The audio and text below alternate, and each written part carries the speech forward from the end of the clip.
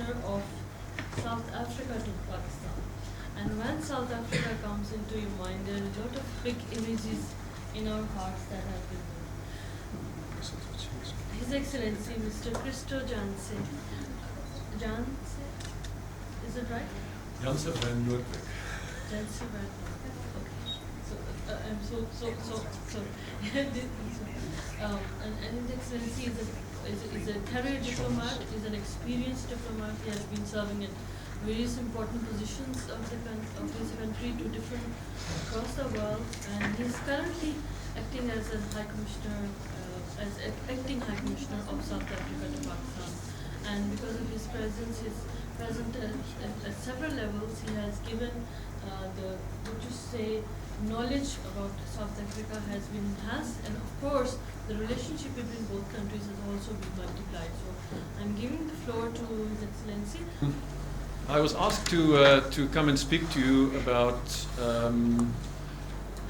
South Africa's role in promoting peace and security in Africa.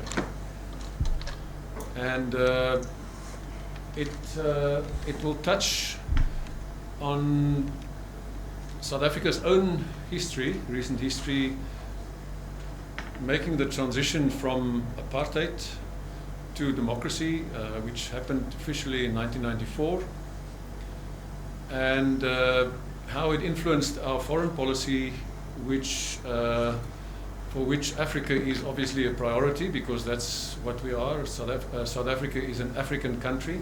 I am an African, just like Nelson Mandela. I'm not a European or anything else. I'm an African.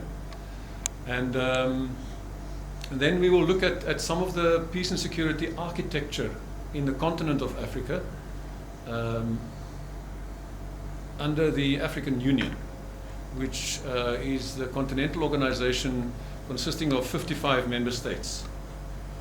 Then we will also look at some of the bigger countries in Africa that exert a bit more influence than the others for certain reasons, although that's a nice debate in itself. And then we will end with some economic opportunities that are there because of the Africa Continental Free Trade Agreement that is now being implemented. And those of you in the commercial side of things, who knows, you may even be engaging in business in Africa in the future and benefiting from it. So Nelson Mandela, who was our first, who was the leader of the ANC, the president of the ANC, who was imprisoned by the apartheid authorities for 27 years. He was released in February 1990 by the apartheid government, although that was still 4 years before we actually became a democratic South Africa. But he left us with many legacies, many principles that we as South Africans still follow. Unfortunately, he passed away in 2015, but he had a long life, unfortunately 27 years of which was in prison. But nevertheless, he was our first democratic president for the first 5 years.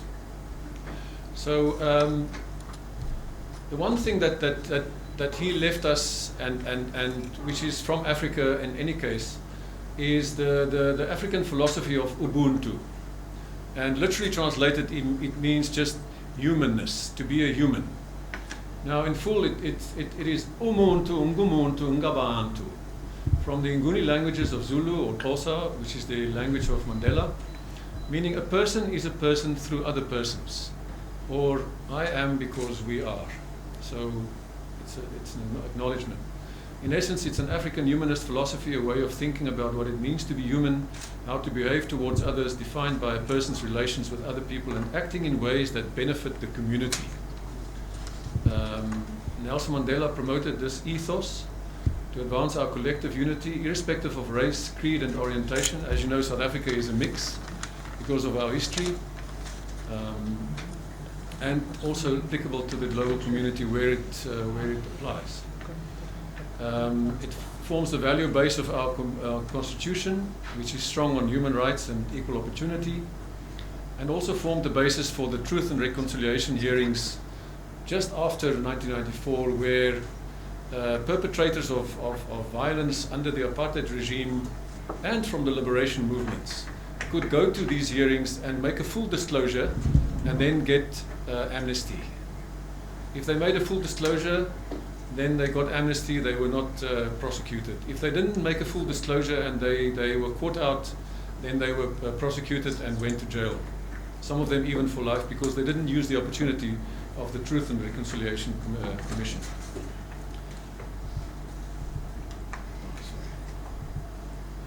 So, in terms of our national interest, which is also from Mandela's legacy, the values that inspire and guide South Africa as a nation are deeply rooted in the long years of struggle for liberation. As a beneficiary of many acts of selfless solidarity in the past, South Africa believes strongly that what we wish for our people should be what we wish for the citizens of the world.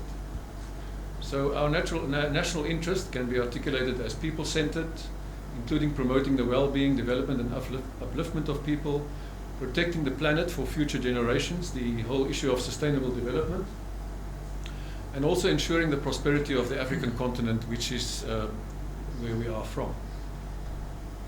So in pursuing our national interest, our decisions are informed by a desire for a just, humane and equitable world order of greater security, peace, dialogue and economic justice. So this is just an overview of the evolution of our foreign policy. There was a transition period, 1990 to 1994, the fall of the Berlin Wall. That incidentally gave rise to a sea change in southern Africa, where you had a protracted civil war in Angola, for example, and we'll touch on that a bit later, which was in a way one of the last hot wars of the Cold War. There were Russians there, there were Cubans there, the South African army was in Angola, everybody was there. And I myself am a veteran from that war, 1981 to 1983. So, but the fall of the Soviet Union changed things for the world and also for South Africa. That gave independence to Namibia, which was then Southwest Africa, which was under the mandate of the UN, but South Africa occupied it illegally because it borders on Angola, so it was all part of that whole civil war there and Cold War proxy war. So and then South Africa had its Convention for a Democratic South Africa, 92-93. That was preceded by 2 years of an unbanned African National Congress, a freed Nelson Mandela, talks about talks, how to come together as a collective body of South Africans, to negotiate a new constitution, to deal with the past, to plan for the future and all of that. So that was the CODESA talks. So although much of the attention in the CODESA talks was on macro issues such as the control of the economy, of course, the apartheid government was influenced by the West, but it was also an insular economy. It was heavily under sanctions, so it was innovative, but it was isolated. The ANC came from a communist background, a socialist background, and now in South Africa we have a mix. So. And the issue of foreign policy was also discussed.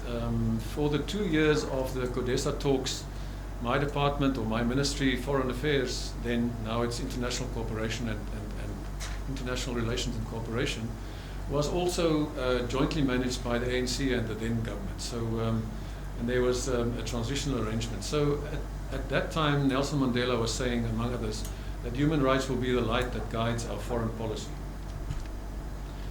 So just in terms of the, Nelson Mandela then wrote a paper, and you can Google it. It's actually quite interesting reading. It was published in the journal Foreign Affairs, and it says South Africa's future foreign policy in 1993. And he highlighted a few issues that are still very important for South Africa.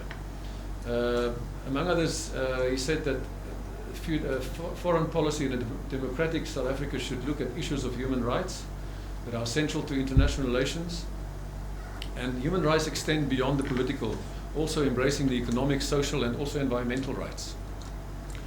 lasting solutions to the problems of humankind can only come through the promotion of democracy. Considerations of justice and respect for international law should guide the relations between all nations.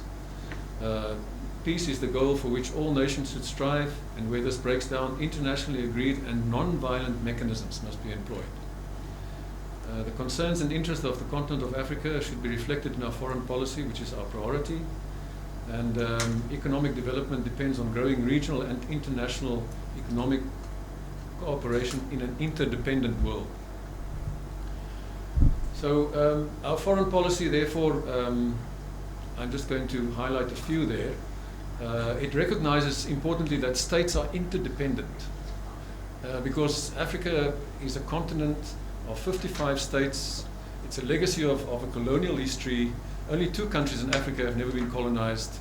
The rest have all been colonized. They went to liberation struggles, decolonization. So countries in Africa have to be interdependent. We cannot go it alone. So, and our foreign policy promotes cooperation over competition and collaboration over confrontation. It draws on the spirit of internationalism, Pan-Africanism, and South-South solidarity. And important here, it pursues the quest for unity and economic, political, and social renewal of Africa. For South Africa, prioritizing Africa makes sense not only from an altruistic perspective, but also from the perspective that that if it's going well with Africa, it goes well with South Africa, and vice versa. So we also promoting the continent's recovery and weight in global forums. However, sometimes it's a bit of a challenge because we don't want to be seen as a hegemon because our engagement is affected by the fact that our GDP is about 40 times larger than the average sub-Saharan economy. We represent 25% of the total African economy, and our GDP constitutes 1/3 of the sub-Saharan, which is Africa minus North Africa economy. But nevertheless, we have good intentions and we have a principled approach. So I thought we should just maybe look at Africa a little bit and just, we all love to look at maps, right? Okay, so there's a sort of quick tour of the continent. Obviously South Africa, and then we have Lesotho, which is from a colonial legacy, is inside South Africa. I think it's the only country apart from the Vatican that's inside another country. Then we have Mauritius, we have the Comoros Islands, we have Seychelles, which are all members of the African Union. Then on the left, top left, we have Cape Verde, which is also a member of the African Union. Yeah. Let me just let's just take a minute and go through a little bit of a tour. Yeah, South Africa. There's Lesotho. There's Mauritius, Comoros, all Seychelles, members of the African Union. Small island states. Sao Tome and Principe, also a member of the African Union. Incidentally, there's only one vehicle car agency on that island, and it's Suzuki. Very small. I have a very good colleague who serves there as head of mission. She walks around the island. But anyway, we are there. South Africa is represented in almost all of the African countries in terms of embassies. So here we have Liberia, never been colonized because where freed slaves from the United States went to settle. So Liberia was the only independent country in Africa that have always been independent. Then Ethiopia was briefly occupied by the Italians just in the 30s, but they were never conquered. So that's why the African Union is hosted by Ethiopia as well. It was then also the original seat of the Organization of African Unity, which was established in 1963, which became the African Union. There's Eritrea that's split off from Ethiopia. There's Djibouti, which is basically a harbor and a big military base for various Western countries, and China now. Many foreign troops in Djibouti. It's very crucial to the Belt and Road of the Chinese. As you know, South Sudan is the newest country in Africa. It split from Sudan after a long civil war. Western Sahara actually is recognized by the African Union as the independent sovereign republic, the Sahrawi Republic. We don't call it Western Sahara. The UN calls it Western Sahara, but it's an African independent state recognized by the African Union. Of course, Morocco is the latest member of the African Union. It always had an issue with Western Sahara, so it left the organization of African unity in the 80s. Because of this dispute, Morocco claims Western Sahara as part of its territory, but Morocco has been readmitted to the African Union pending their acceptance of the recognition of the Sahrawi Republic, which is the process of ongoing negotiation. Yeah, that's basically it. Angola, this is where there was a long, as I say, a civil war and the proxy war in the Cold War era. But there were also other proxy wars in the Cold War era in the African continent. In the 90s, in the early 1990s, there was a full-scale conventional war in DRC, Democratic Republic of Congo, where Zimbabwe was involved, Rwanda, Burundi were involved, even the Angolans were there, and it was a full conventional war. So South Africa is one of the countries where South Africa intervened in terms of peace building and peacemaking and so on, but we'll come to that. So that's Africa. Right.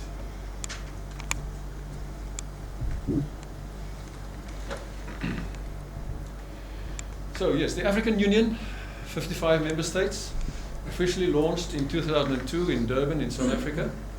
South Africa played a big role in putting the mechanisms together for the new African Union, including its constitutive act, which determines the institutional mechanisms and the direction of the African Union and its vision, which is an integrated, prosperous and peaceful Africa driven by its own citizens and representing a dynamic force in the global arena. Now, Agenda 2063 is kind of a document that that African leaders adopted in 2013. That is 2013. It was 2063 is like 50 years in the future, which is essentially our blueprint as a continent for sustainable development. It's a collective vision and roadmap. It's got flagship programs. It's got 10-year implementation programs, and so on. So there are key drivers that determine changes in the African continent, and these forces originate in the continent and also outside. And we know that in 2063, inshallah, many of these forces will be different from those of today, given the political and demographic, economic and social dynamics, as well as shifts in societal interest and concerns. But based on a process that compiled Agenda 2063, the following mega trends have been identified for Africa. One is the democratization and the rise and empowerment of the individual. We all know about the Arab Spring that started in Tunisia in 2017 or earlier, and then spread to other countries in North Africa. You had the Arab Spring in Egypt, two actually.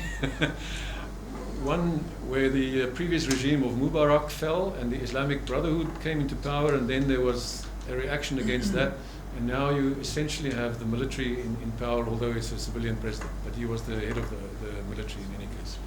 So and you have your most recent example of the Arab Spring is the change in Sudan. We have now a transitional council consisting of civilians and the military, and Abdullah Hamdok, I know him well from my time in Ethiopia. He worked for the UN in Ethiopia. He's now the Prime Minister of Sudan. So very interesting. Another determining force that will determine the future of the continent is climate change and the low carbon economy. Africa still has, as a continent, a lot of the the planet's natural resources, environmental services. The rainforests of the Congo, of Central Africa, is still one of the green lungs of the planet. And incidentally, the fires in the Amazon forest are now in the news. But if you look at Angola, picture Africa, Angola, DRC, and Uganda to an extent in Central African Republic, there are more jungle fires there than in the Amazon. But it's just not in the news. It should be. So, and then natural capital, depletion of natural capital in the planet. That's why many Arab countries, Gulf countries, are buying African land to produce food. large tracts of land in Africa are owned by Arabs to produce food for the future. So, and demand shifts and all of that. And then demographics and urbanization. Africa is an urbanizing continent. We'll come to that later. But it also provides opportunities, economic opportunities. New technologies and innovation. Africa is in a sense, because of its colonial history, it didn't have the opportunity to develop as many other continents. So it's sort of lagging behind, but it has the opportunity to leapfrog into new technologies, and especially mobile technology. Changing the global financial architecture, you don't only have the World Bank anymore, you have China, you have BRICS, which is the BRICS countries, so-called. It's Brazil, Russia, India, China, and South Africa. Has its own, it's called the New Development Bank. It's based in China, and it has regional offices in each of the BRICS member countries. It has massive capital. It will start lending money not only to BRICS members but to other countries as well. So it's becoming a development financing institution as well. And the global political and economic power shifts. We all know what's happening in the world, and then those are the forces. Then just briefly touching on coming to peace and security. The African Union has a Peace and Security Council, which is the African version of the United Nations Security Council. It doesn't have permanent members, but it has longer-term members and shorter-term members. It doesn't have a P5. But we'll come to the African P5 a bit later. So this is the standing decision-making organ of the African Union for the prevention, management, and resolutions of conflicts. It's also a key pillar of what we call the African Peace and Security Architecture, which is a broader framework for promoting peace, security, and stability in Africa. I know it's a bit small, unfortunately, but I'll leave this presentation with you if you want to refer to it later. Some of its powers include to anticipate, importantly, to anticipate and prevent disputes and conflicts, as well as prevent policies that may lead to, unfortunately, genocide and crimes against humanity. You know, in Rwanda in 1994 we had a genocide, which was terrible. That country went through a process to learn from that, and nowadays Rwanda is one of the most progressive countries in the continent, and even in the world, in terms of their approach. You can go to Rwanda, it's safe, it's clean, fast internet, all of that. You know, it's set an example of what the country can do. And then the African Union has its own peace missions, just like the UN. It can recommend also, importantly, intervention into individual states. So the whole notion of absolute sovereignty is not there anymore. There's a recognition that this hard power protecting of sovereignty didn't really assist in the past in preventing conflict. So that there's a bit of a new thinking there. It can also institute sanctions where there's an unconstitutional change of government. Sudan was threatened by this, and that's why they came to a negotiated settlement. And then it also looks at promotion of democratic practices, good governance, protection of human rights, sanctity of human life, and international humanitarian law.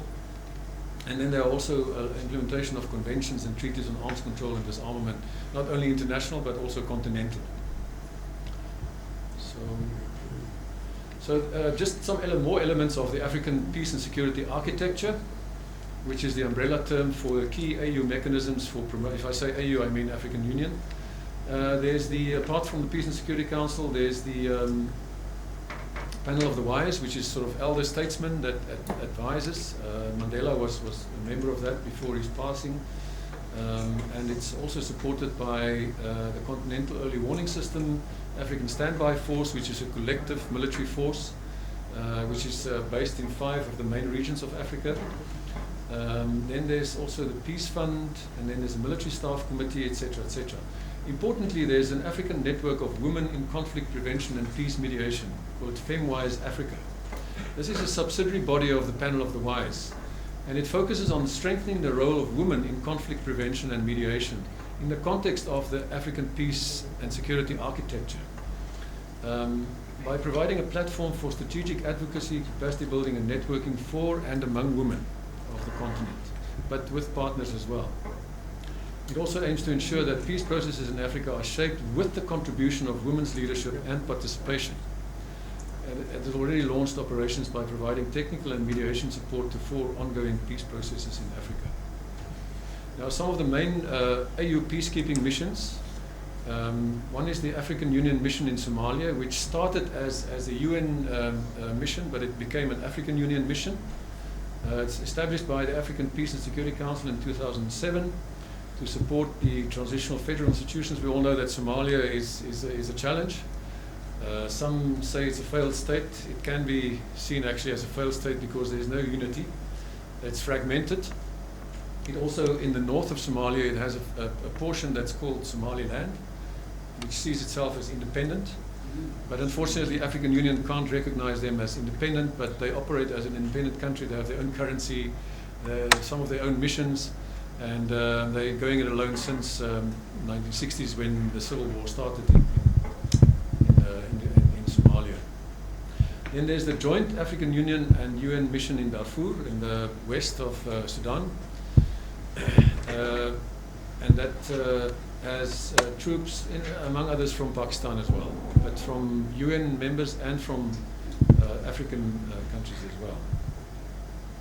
Then there are regional security arrangements, and this is mainly to combat terrorism. So you have the multinational joint task force against Boko Haram, which is an Islamist movement in West Africa, mainly in Nigeria, and they are responsible for terrorist attacks, and some countries are collaborating, and they get support from the African Union and also from outside partners.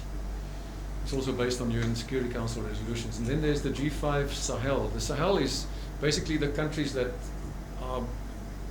lie in the Sahara Desert, which is northern part of the continent from east to west.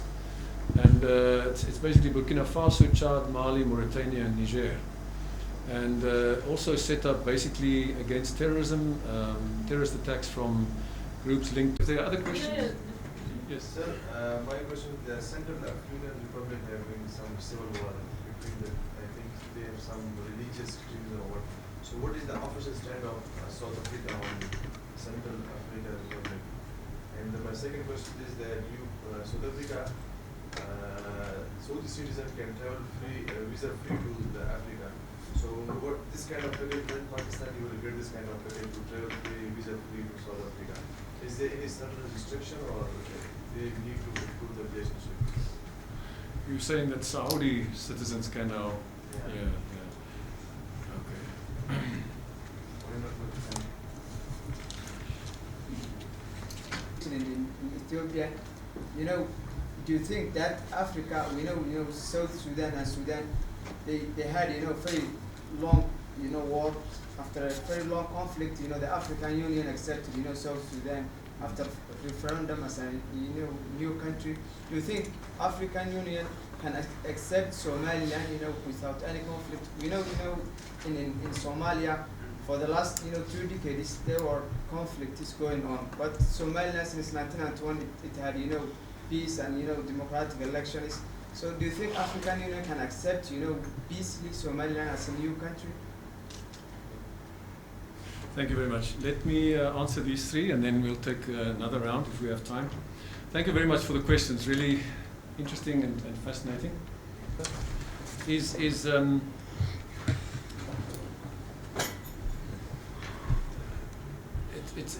what we call not a multilateral organization, but a term for it is a plurilateral. So it's obviously more than one organization that's really focused on development. It's not really so much about politics, even though we agree on the broad tenets of political issues, but mainly in a multilateral context. There's a bit of a challenge now also that Brazil is kind of a sort of right-wing government, so I don't think that things are going too well there. There's also the issue of India and Kashmir, which is bringing tension. Of course, Russia, they've got their own ideas sometimes, also about Africa, and they're heavily involved in Central African Republic, so by the way, which is can be seen as, but I'll come to that. So BRICS is not an alternative to anything, it's just to complement existing measures, but it's also to, not to replace, but to counter the inherent unfairness in the so-called Bretton Woods financial institutions, the IMF, the World Bank, and so on. Because those institutions are disproportionately controlled by the West, and it is felt that developing countries don't always get the proper treatment and are actually discriminated against in terms of assistance packages from IMF, which are sometimes too harsh. And in Africa, during the, let's call it the bad old days in the 80s of structural adjustment, where young World Bank officials were sitting next to the Minister of Finance and dictating what should be done, and countries had massive damage because of those structural reform packages from the World Bank and IMF that were not well thought out and that actually didn't benefit people. It pushed up prices, it exacerbated poverty and all of that. So yes, the BRICS, especially from the development financing perspective, is not an alternative, but it is in a way a counter to the existing institutions that's dominated by the West. Which won't make the same mistakes. Never. Well, let's hope so. They're still new, but in any case, the fact that for example, the BRICS Development Bank is not only for BRICS members, it's for all developing countries. So I think that's a good sign that this is an open, transparent organization. Christian groups. South Africa was involved at some stage to stabilize things. We actually deployed troops, but unilaterally, and we made a mistake, and some of them got shot. We really burnt our fingers. There was one battle where we were trying to support the then president and his government, which was dominated by Muslims. And some of our special forces were deployed there, and they were actually 12 of our special forces got shot. And when that happens, no country wants that. So, and then we withdrew, and then there's an ongoing sort of low-level civil war between Seleka, which is the collective name for the Christian-dominated groups, and the Muslim. The government currently is dominated more by Muslims. South Africa's position, apart from that unhappy foray in terms of military involvement, which came to an end, our position is that it is on the agenda of the African Peace and Security Council. It should really be resolved peacefully, and it should also get assistance, not only from the African Union but from development partners. Russia, because there's a lot of minerals there as well, and between you and me, that's one reason why the South African military was there, is to protect our mining rights also. So there's a lot of minerals, some oil as well, because it's part of the ancient sort of swamplands. There's oil. It's wetlands floating on oil.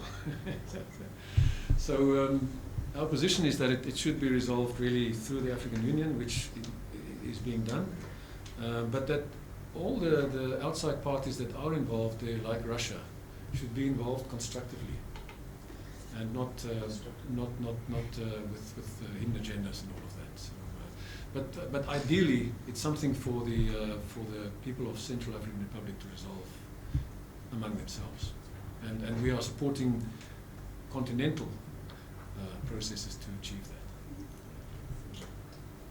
Okay, the other question about South Africa recently announced that citizens from UAE, Saudi, New Zealand, Qatar, one other one, from now on won't need visas to go to South Africa. Why is Pakistan not one of those? South Africa is in a process of opening up our visa regime. because South Africa is, in fact, we are a net receiving country of refugees and economic migrants from many parts of Africa. It's not always in the news, but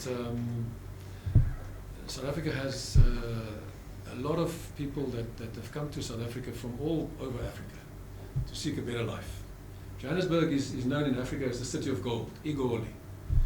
The city of gold. If you can only reach Johannesburg, you'll be fine. You know, so Johannesburg has colonies that speak French, that speak Portuguese, that speak other African languages. Zimbabwe is our immediate neighbor because of the instability in Zimbabwe. At some stage they had inflation of about more than 1 billion%. So we have 57 million. We have around 3 million Zimbabweans. Music teachers, professors, but they work as waiters, gardeners, and all that. So, and then many people from other African countries. So we also have a large Pakistani diaspora, around 350,000, which is a good thing. Pakistani people are, for many South Africans, go-to people for many things, electronics, and 99.9% of the diaspora make a positive contribution. They are valued. But of course, there are issues with transnational crime. There are issues with drugs coming from this part of the world. Unfortunately, heroin via the southern route, because the northern route is closed. Iran closed their border with Afghanistan. The Balkans have closed down. The EU has closed down. So the southern route via South Africa. And there are some issues, and also a lot of problems with people entering the country entering South Africa illegally through Swaziland, Zimbabwe, and Mozambique. Tanzania. And well, Tanzania doesn't border on South Africa, where people from some countries don't need visas. So they go to Swaziland or Mozambique and then cross the border, and then they are in South Africa. So we still have to maintain a visa regime to in a way try and manage that. But to answer your question, of course we would like all countries to visit South Africa without visas, but it's a process of reform that is now happening. These few countries are just a start. So we are in the process of opening up the visa regime. Then Somaliland, South Sudan was a unique case because of the conflict. And because of the ongoing conflict and the intractable position of the Bashir regime in Sudan, and the fact that the continuing atrocities against the people of South Sudan, there was a feeling that the African Union position is that colonial borders shouldn't be changed. But I think South Sudan was an exception because of the level of violence and the civil war that seemed intractable and could only be dealt with in terms of independence for South Sudan. Because of the relative stability of Somaliland, well, the stability and the actually progressive policies of Somaliland, your part of Somalia, there's no appetite from the African Union to change colonial borders, unfortunately. It's kind of a fixed position for now. Thank you. Join me in appreciating a round of applause for him. Thank you very much. Thank you so much for the wonderful session. I hope that a lot of instigation has been made in learning. Today we had such an enriched, you were cherry on top of the learning from Africa. And